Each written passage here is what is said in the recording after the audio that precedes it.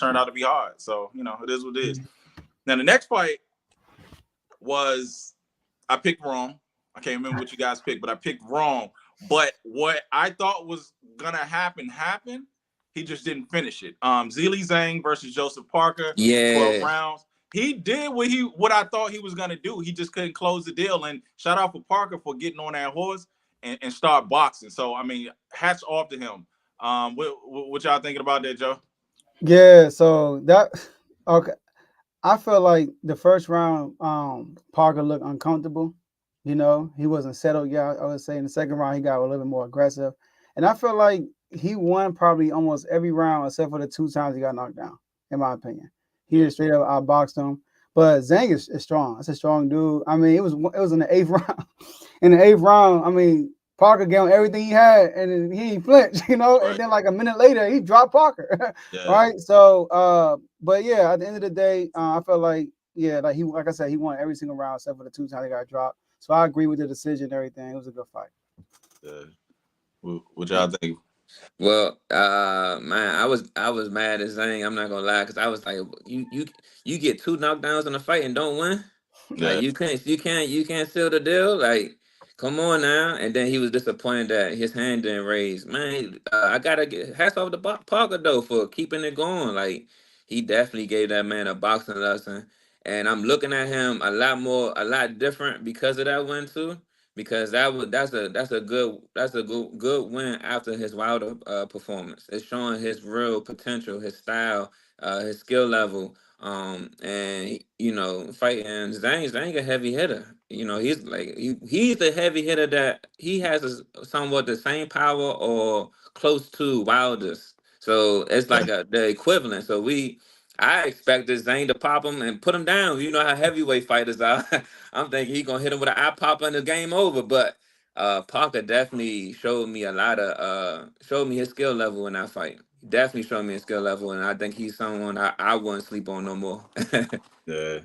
Yeah, I agree. Because I had Parker losing that fight. I don't have him getting knocked out by Zhang because you said Zhang got all that power. But I want to know who trains Parker, because his trainer doing a great job. Because if you look at his fight when he fought Wilder, he had a perfect game plan, and then when he fought Zhang, he had a perfect game plan. He basically let Zhang go crazy in the beginning of the round, then he started going after him. So he basically waited till he get tired out and kept going after him. So I want to know who his trainer is, and I'm gonna start watching Parker a little bit more because Parker showed me that he can actually box and he is a smart fighter. So I need to watch some more.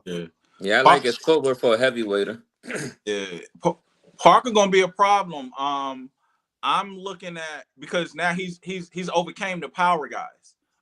Joshua still is one of the other power guys out there, but it's almost like the Devin Haney fight. Like he didn't went back to back with 2 hard hitters, and then now he coming up with maybe a Usyk. You know what I'm saying? Maybe he coming up with a Fury. You know what I'm saying? Like, those are